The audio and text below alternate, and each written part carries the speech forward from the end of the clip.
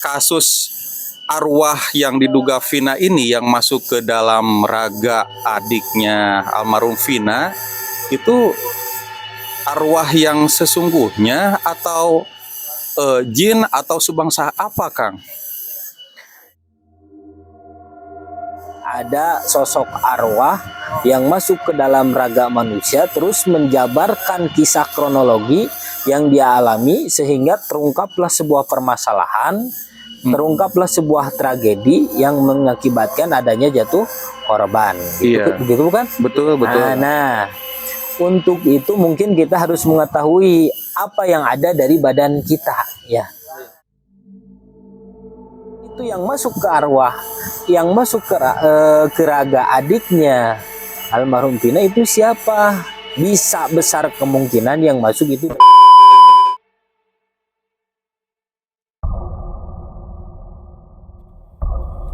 Bismillahirrahmanirrahim. Assalamualaikum warahmatullahi wabarakatuh. Selamat datang di channel Kang Nazar.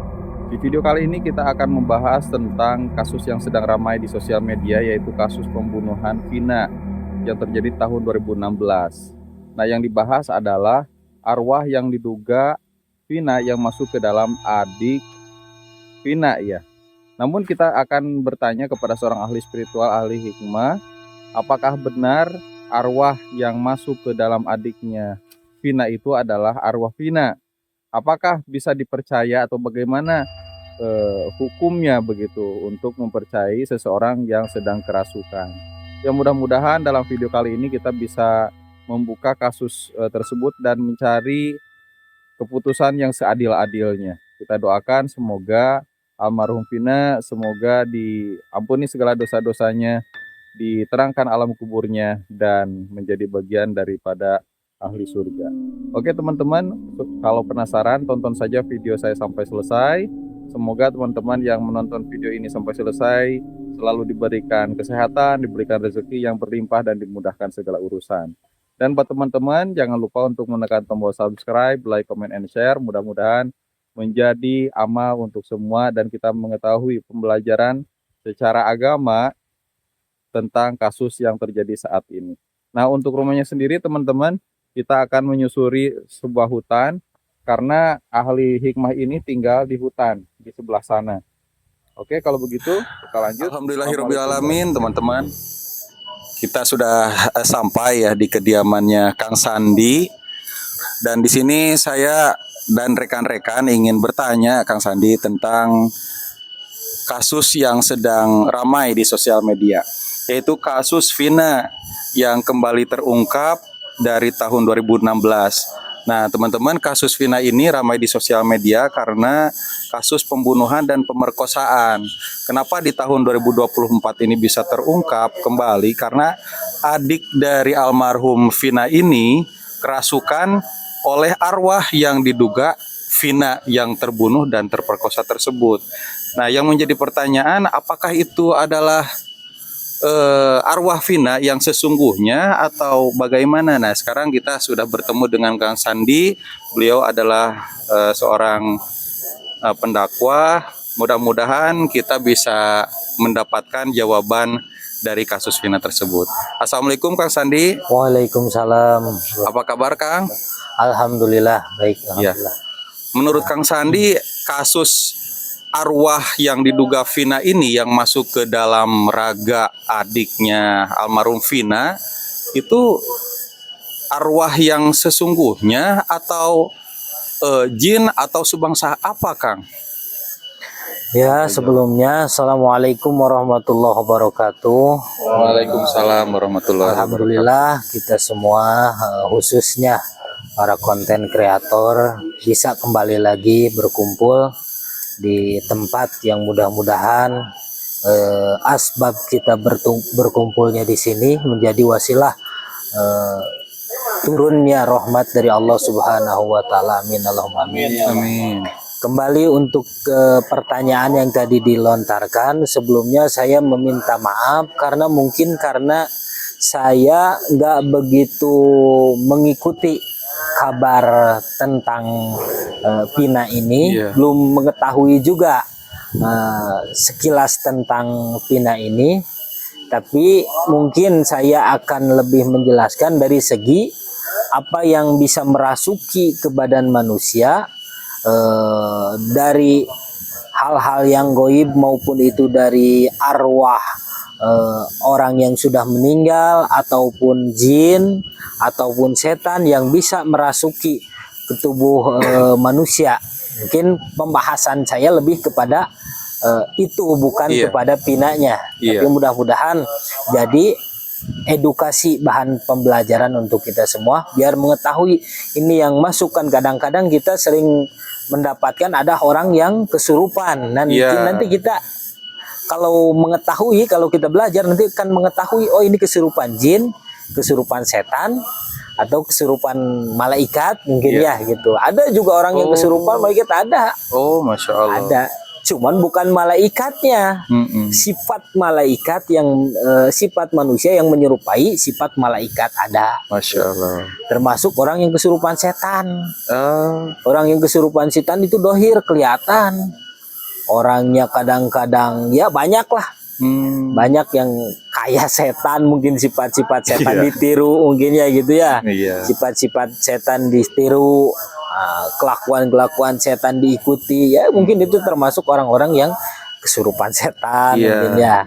Nah, kembali lagi ke pertanyaan tadi yang dibilang si AA, ada sosok arwah yang masuk ke dalam raga manusia terus menjabarkan kisah kronologi yang dia alami sehingga terungkaplah sebuah permasalahan, terungkaplah sebuah tragedi yang mengakibatkan adanya jatuh korban gitu. Begitu bukan? Betul. Nah, untuk itu mungkin kita harus mengetahui apa yang ada dari badan kita ya. Yang pertama mungkin saya akan membahas dulu menurut salah satu ulama, mungkin menurut orang soleh, bahwa diri kita itu, di dalam diri kita itu ada yang mendampingi. Ada 3 makhluk yang mendampingi. Satu, manusia itu didampingi 2 malaikat. Malaikat raqib, malaikat atid. Malaikat yang bertugas mencatat amal baik dan yang amal buruk. Nah, nanti setiap amal yang kita lakukan tidak akan ada yang luput dari catatannya. Tidak akan ada luput amal baik, tidak akan ada yang luput amal amal buruk, tidak akan ada yang luput dari 2 malaikat itu. Tidak akan ada yang luput. Nah, yang kedua, yang mendampingi manusia itu dari bangsa jin. Jin mana? Kan jin banyak, ada jin jabar, termasuk jin khorin yang menemani badan kita dari lahir sampai kita wafat. Tugasnya apa? Itu kalau mengcopy paste apa yang kita lakukan, mengcopy paste apa yang kita biasa kita ucapkan, apa yang biasa kita lakukan, itu keseharian-harian kita di copy paste sama jin khorin. Nah, yang ketiga itu setan yang selalu menggoda kita dari hal-hal yang baik untuk terjerumus kepada hal-hal yang buruk. Dari jalan yang menyelamatkan kita menuju surga untuk celaka bersama dia menuju ke neraka. Nah, terus kembali lagi ke tadi pertanyaan, itu yang masuk ke arwah, yang masuk ke raga adiknya almarhum Pina itu siapa? Bisa besar kemungkinan yang masuk itu dari bangsa jin. Dari bangsa jin khorin. Kenapa bisa tahu? Ya wajar, namanya jin khorin yang mengcopy paste apa yang kita lakukan dari semasa kita dilahirkan sampai ke kita meninggal, itu dia lebih tahu jin khorin apa yang kita lakukan, mengcopy paste, termasuk mungkin hal yang di kejadian yang mungkin dialami almarhum itu jin khorinnya mungkin masuk dan memberikan jawaban, membuka tabir-tabir misterius yang selama ini menjadi misteri gitu dah. Mungkin itu ya wajar jin khorin masuk terus memberitahu apa yang dia alami, karena jin itu juga mengcopy paste tahu apa yang terjadi gitu dah. Yang besar kemungkinan yang memasuk sama raga adik almarhum itu jin khorin. Jin. Jin khorin. Iya, besar kemungkinan adalah jin korin yang masuk ke dalam raga adiknya Vina. Berarti bisa dipastikan kalau yang masuk ke dalam raga adiknya Vina itu bukan arwah Vina ya? Kalau menurut pengetahuan saya ya besar kemungkinan itu jin khorin, wallahu alam. Selebihnya wallahu alam kan ya. Hanya Allah yang mengetahui. Itu menurut pengetahuan saya ya mungkin besar kemungkinan jin khorin. Terus ada pertanyaan, bisa nggak kalau arwah Vina masuk ya ke raga dia? Kalau menurut syariat itu tidak bisa karena orang yang sudah meninggal masuk ke alam barzah. Iya. Alam barzah, alam di antara dunia dan akhirat. Itu alam barzah, udah masuk ke alam barzah. Kalau udah masuk di alam barzah itu ada dua. Dia mendapat nikmat atau mendapat laknat, tergantung kembali ke amal perbuatan. Itu mungkin kalau arwah yang hakiki mungkin lagi menghadapi amal-amalan lah. Iya. Nah, kalau menurut pengetahuan saya ya nggak jauh kemungkinan, bukan nggak mungkin, jauh kemungkinan. Iya. Jauh kemungkinan memasuki orang yang masih hidup. Jauh kemungkinan. Iya. Terus untuk pertanyaan selanjutnya, Kang, sering ramai di sosial media atau bahkan di kehidupan nyata tentang arwah penasaran. Karena sering gitu. Nah, dari istilah tersebut itu memang bisa tidak arwah yang ada mungkin tadi di alam barzah ingin mengungkapkan kemudian disampaikan kepada jin korin ini kematian saya tidak wajar seperti itu. Apakah ada kemungkinan seperti itu juga, Kang? Ya mungkin yang tadi itu disebutkan, yang selalu bergentayangan, bahkan yang selalu terlihat oleh orang-orang yang masih hidup, bahkan menakut-nakuti, termasuk menakut-nakuti, yaitu sifatnya jin khorin. Sifatnya jin khorin. Jin khorin kalau dia sering menakut-nakuti, ya mungkin setelah meninggal dia senangnya jahil, menakut-nakuti gitu kan. Sering menakut-nakuti. Nah mungkin kan gini ya, yang tersirat di benak saya itu kan yang namanya jin korin kan dari mulai terlahir udah membuntuti setiap manusia gitu ya. Nah itu sebetulnya tugas pokoknya dia itu apa menggoda kita, apakah misalkan hanya terus mendampingi apa gimana, Kang? Tadi sudah dibilang bahwa salah satu tugas, bukan tugas, gak ada yang nyuruh kan ya. Yang namanya tugas ada yang nyuruh, ada yang disuruh, itu tugas mungkin ya. Bukan tugas, lebih ke perilaku sifat jin khorin itu mengcopy paste apa yang kita lakukan.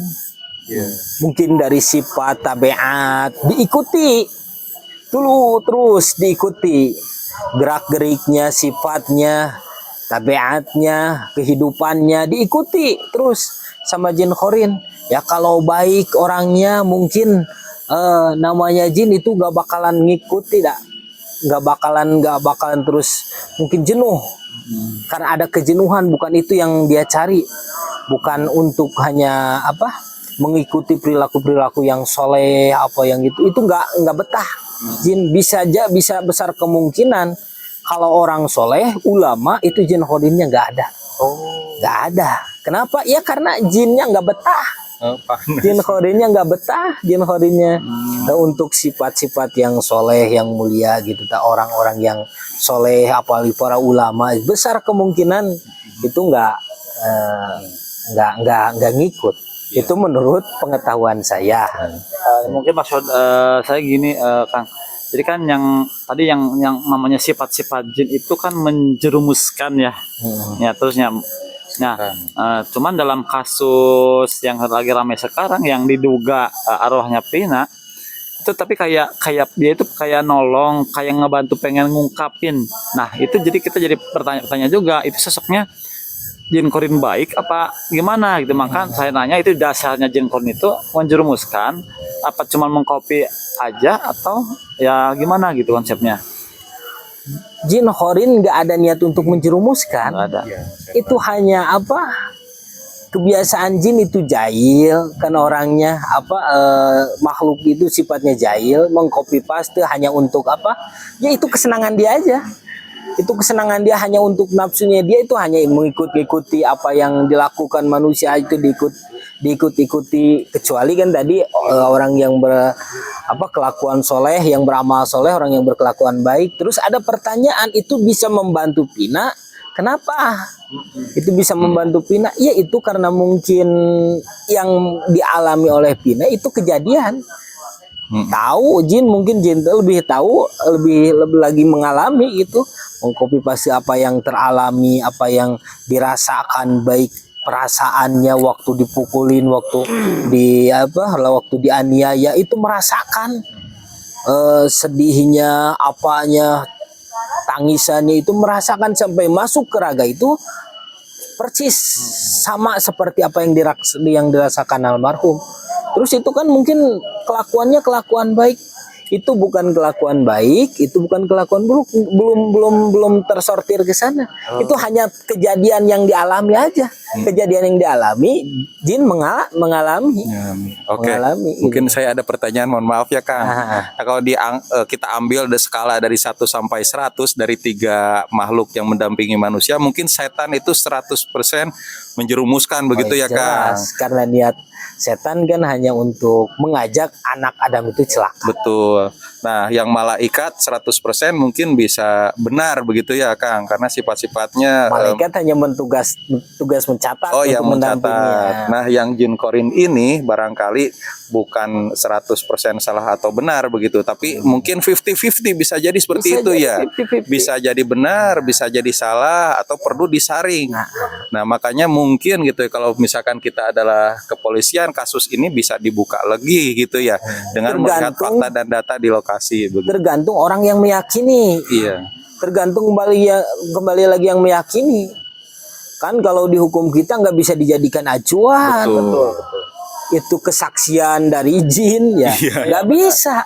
Yang harus dijadikan saksi itu orang pun disortir, harus yang berakal sehat mungkin ya, Betul. harus yang normal. Masa orang gila dijadikan saksi, kan nggak bisa. Iya. Kan itu hukum kita tuh nggak bisa menjadikan jin sebagai saksi. Iya. Kenapa sekarang kasusnya susah terungkap? Mungkin ya karena kesaksiannya kurang. Iya, Betul. Kesaksiannya kurang, terus yang mengalaminya juga kurang gitu ta. Ya termasuk itulah, termasuk kalau misalkan tadi dibilang Perlu disaring lagi. perlu mungkin ya. disaring lagi, karena kembali lagi kalau urusan jin kembali lagi kepada keyakinan yang mendengar. Iya. Ya mendengar, percaya ya tergantung mau ditelisiki, ternyata ditelusuri ternyata benar, ya mungkin itu silahkan. benar. Itu kembali lagi mungkin Kembali ke lagi. pelapornya. Kalau meyakini dengan apa yang diucapkan oleh adik Vina gitu ya, mungkin pelapor mencari lagi fakta-fakta yang lain, data-data lain, kesaksian-kesaksian lain, baru dilaporkan lagi ke pengadilan supaya diungkap lagi kasusnya. Mungkin barangkali seperti itu. Iya. Jadi bukan pernyataan dari adik Vina yang kerasukan makhluk gaib, tapi itu sebagai salah satu acuannya untuk mencari Iya. fakta-fakta atau data-data lain, kurang lebih seperti Iya. itu ya Kang. Perlu digarisbawahi, tadi kembali lagi, jin kan kadang-kadang memberi informasi yang benar. Iya. Tapi banyak juga ada jin yang memberikan informasi yang salah. Salah. Itu karena mungkin ada niat untuk menjerumuskan, membuat celaka, atau menjadikan orang berburuk sangka. Termasuk banyak juga jin khorin yang masuk ke badan seseorang, memberitahukan, ini saya disantet, ini saya ditelus sama si anu. Itu jangan dulu ditanggap, jangan dulu kita terima. Disaring Karena dulu. itu niat jin untuk menjerumuskan kita, bisa menjerumuskan hati kita untuk berburuk sangka kepada orang lain, untuk juga mencelakakan kita, bermusuh-musuhan dengan saudara atau tetangga. Itu salah satu sifatnya jin, termasuk itu, termasuk kayak gitu. Terus jin ada yang baik enggak? Tadi pertanyaan, jin ada yang jin banyak, karena jin juga terhukumi oleh syariat. Jin juga diwajibkan untuk beribadah. Wa ma khalaqtul jinni wal insani illa liya'budun. Tidaklah kita ciptakan jin dan manusia illa liya'budun kecuali untuk beribadah. Jadi jin juga beribadah, berarti kalau jin beribadah sama seperti kita juga kan ada yang baik, ada yang buruk. Kalau untuk keseluruhan jin, ini kan tadi pembahasannya hanya jin khorin, jin khorin. Tapi kalau untuk keseluruhan jin, ya mungkin itu nanti jangan disamakan, jangan semua yang masuk ke dalam badan manusia itu jin khorin. Bisa jadi yang tadi masuk ke raganya saudara korban itu bisa jadi jin khorin karena dia mengalami. Nanti ada juga yang masuk ke badan orang lain, bisa jadi itu bukan jin khorin, bisa jadi jin yang lain yang untuk mencelakakan kita, memberitahu ini sakit. Kadang-kadang ada orang yang sakit kan, sering ada yang sakit, terus memberitahu ini sakit ini sakitnya di teluh ini santet ini. Hati-hati. Kebanyakan itu untuk mencelakakan, untuk menjerumuskan hati, untuk menjerumuskan kita ke dalam lingkaran perpecahan. Lingkaran perpecahan. Nah, kalau gini Kang, itu kan ini mah mungkin pertanyaan umum ya. Nah, itu kalau misalkan orangnya sudah meninggal, itu korinnya kemana itu? Apakah gentayangan? Apa kemana gitu? Sepertinya pertanyaan saya ini kurang fokus dari tadi, kurang nyimak. Soalnya tadi kan saya udah bilang, udah sampaikan ya, jin khorin itu mengcopy paste, terus dia melakukan apa yang dilakukan orang yang sudah meninggal. Maksudnya pertanyaannya, kalau ketika orang itu udah meninggal, kan mungkin jin khorin masih hidup. Itu kemana? Apalah ke langit kemana gitu? Iya kan, itu mengcopy paste tadi. Melakukan kadang-kadang kan orang yang suka berdiam di kebun nih, orang yang suka kebun meninggal. Terus di kebun itu suka kelihatan kadang-kadang orangnya itu jin khorin sedang meniru apa yang dikerjakan oleh orang yang semasa hidupnya gitu. Berarti meniru aktivitas kita. Meniru aktivitas sampai mungkin hari kiamat mungkin. Ya mungkin gitu aja terus sampai habis durasinya gitu. Berarti sama aja ya, kalau jin itu ada masa hidupnya gitu seperti manusia. Kalau setan kan saya dengar itu sampai kiamat ya. Kalau jin itu ya seperti manusia, ada matinya juga meskipun belum kiamat kubro seperti itu. Betul ya Kang? Iya, termasuk sama juga seperti kita. Karena karena sama seperti kita, cuman kalau jin hidupnya lebih lama dari kita. Ada yang 1000 tahun, 2000 tahun, ada itu jin. Kalau kita kan mungkin 60, 70, itu pun sudah ya agak susah gitu ya. Oh ya Kang, satu lagi, kalau masalah ruh tuh gimana ya Kang? Masalah ruh. Iya. Untuk ruh itu mungkin ada pendapat ulama yang berpendapat, yang saya dengar juga, ruh itu kebagi menjadi 3. Ada ruhul insan, ada ruhul hakiki, dan ada ruhul satu lagi saya lupa nih ya. Ada ruhul majazi katanya. Ada ruhul insan, ruhul hakiki, dan ruhul majazi. Ini ketiganya mempunyai sifat tersendiri katanya. Itu kalau nggak salah ini kembali lagi ke siapa tuh, ada yang lebih paham, ada yang lebih mengetahui. Mungkin saya hanya mengetahui segini aja. Ada kebagi 3 yang termasuk itu ruhul hakiki, menerima atau menerima apa yang dia kerjakan selama hidup, ima amal baik atau amal buruk. Itu sedang menghadapi pertanyaan malaikat munkar wa nakir, pertanyaan siksa kubur atau nikmat kubur, itu sedang menghadapi itu ruhul hakiki. Ada katanya yang suka hadir yang suka keluar di mimpi kita. Itu katanya disebutnya ruhul insan. Kita kalau tidur kan suka bermimpi. Nah itu ruhul insan yang keluar. Karena tidur itu kan sebagian dari meninggal. sebagian kita dari meninggal. Nah itu ruhul insan yang keluar.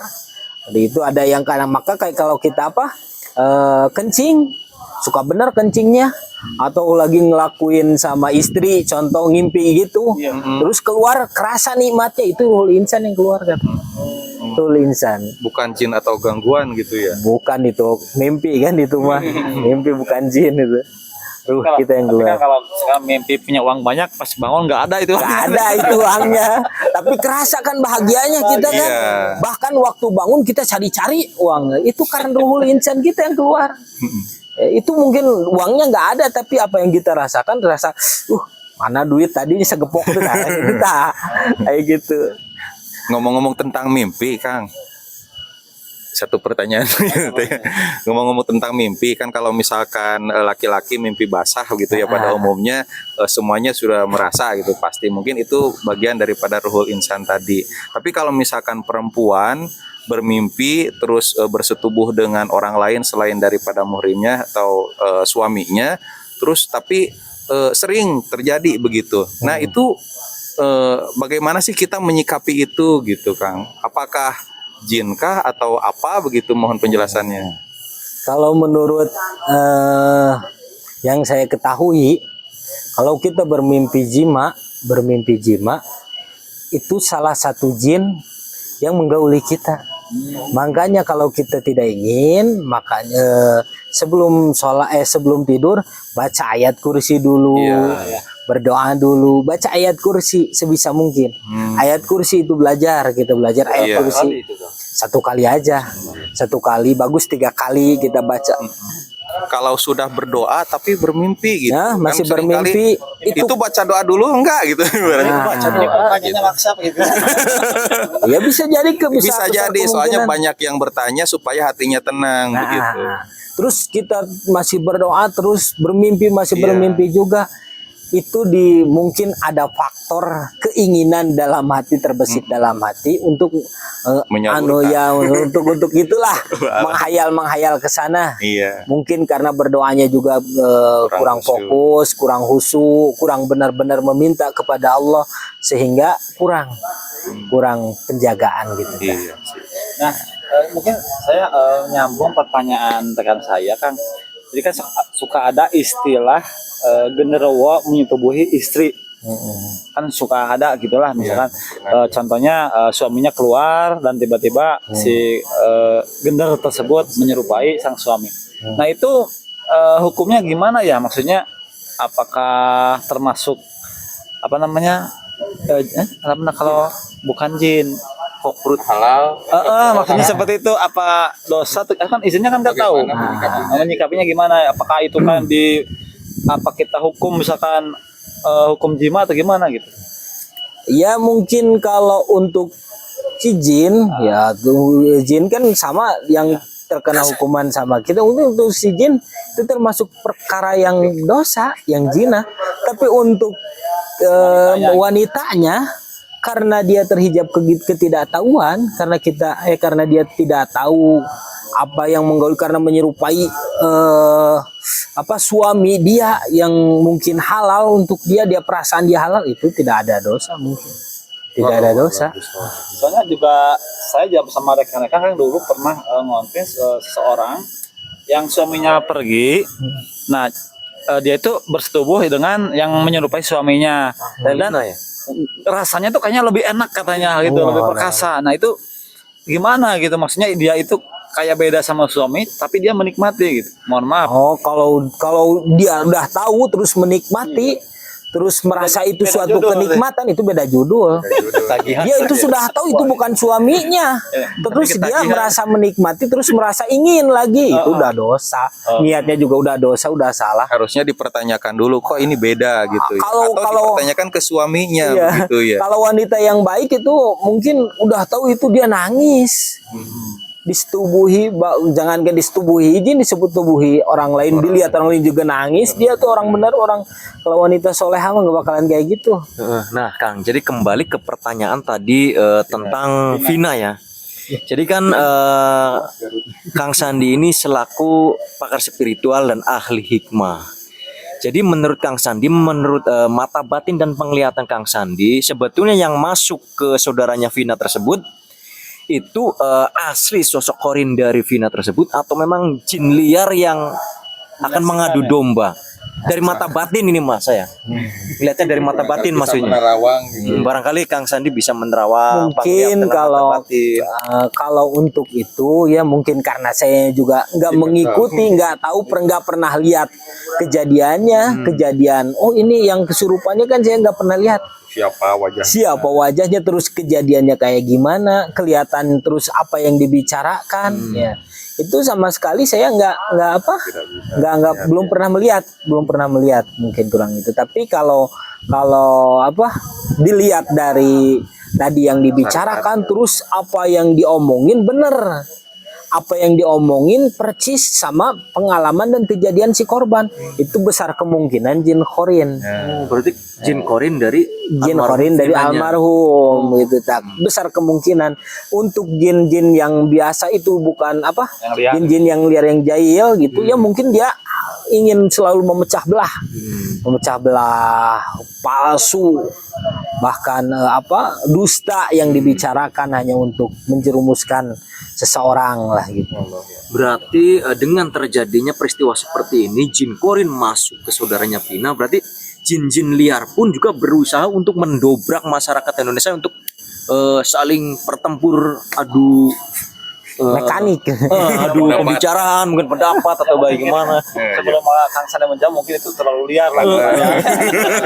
Udah ya. Selalu mendobrak mungkin. Udah ya. Udah ya. Udah ya. Itu pertanyaan ada jawabannya juga sih ada. Gimana mungkin kan jin bisa masuk ke badan kita? Terus pertanyaannya, mungkin kepada orang lain juga bisa. Kalau hatinya yang kosong, pikirannya yang kosong, badannya nggak jauh dari ibadah, badannya jauh dari zikir kepada Allah, badannya jarang dibawa munajat kepada Allah, itu bisa besar kemungkinan termasuk kemasukan jin. Besar kemungkinan. Cuman kemasukan jin itu karena sesama makhluk halus, karena sesama makhluk yang kasar seperti kita kelihatan itu kan makhluk kasar. Jin termasuk makhluk alamnya alam kasar sama seperti kita. Alam kasar sama seperti kita karena masih bisa melihat. Karena masih bisa, ada kan ulama-ulama yang mempunyai santri itu ribuan dari bangsa jin. Masya Allah. Banyak itu ulama-ulama yang soleh, ulama dulu-dulu itu kan ya. Nah itu masih kayaknya alamnya sama seperti kita gitu. Itu kalau kemasukan jin mungkin kelihatan. Kelihatan nih kalau kerasukan jin karena alamnya sama alam kasar seperti kita bisa kelihatan sifat orang yang kemasukan jin. Tapi kalau kemasukan setan itu alamnya alam halus, udah nggak kelihatan orang yang kemasukan setan. Bahkan dianya juga nggak sadar lagi kerasukan setan. Oh bisa gitu ya. Seperti orang yang tidak ada rasa bersalah ketika meninggalkan suatu kewajiban. Kan nggak kelihatan itu. Serasa kita aja itu nggak ada rasa. Ninggalin sholat gitu kan, ninggalin ibadah, ninggalin kewajiban itu nggak kelihatan kalau dia lagi kerasukan setan. Anak dajjal juga salat namanya. Nanti kan Kang Sandi ini tidak tahu wajah Vina seperti apa, nggak tahu asal usulnya dari desa mana, terus nama panjangnya siapa, orang tuanya siapa. Cuman Kang Sandi dengan mendengar alur cerita yang tadi kita ceritakan, mungkin Kang Sandi bisa merasakan bahwa hadirnya jin Qorin tersebut berarti betul dari almarhumah Vina, berarti dari jin Qorin almarhum. Jin Qorin tersebut berarti asli dari almarhum Vinanya. Besar kemungkinan. Itu hanya menduga-duga lah, hanya kemungkinan kita sampaikan. Yang mungkin kan Kang Sandi melihatnya atau mendengar, mencernanya dengan batin mungkin. Amin. Iya. Oke, terima kasih Kang Sandi atas penjelasannya. Mudah-mudahan apa yang tadi disampaikan bisa bermanfaat ya untuk kita semua, bisa menjadi pelajaran gitu. Kalau begitu kami tutup video kami atau silaturahmi kami. Wabillahi taufiq wal hidayah. Wassalamualaikum warahmatullahi wabarakatuh. Waalaikumsalam warahmatullahi warahmatullahi wabarakatuh. wabarakatuh.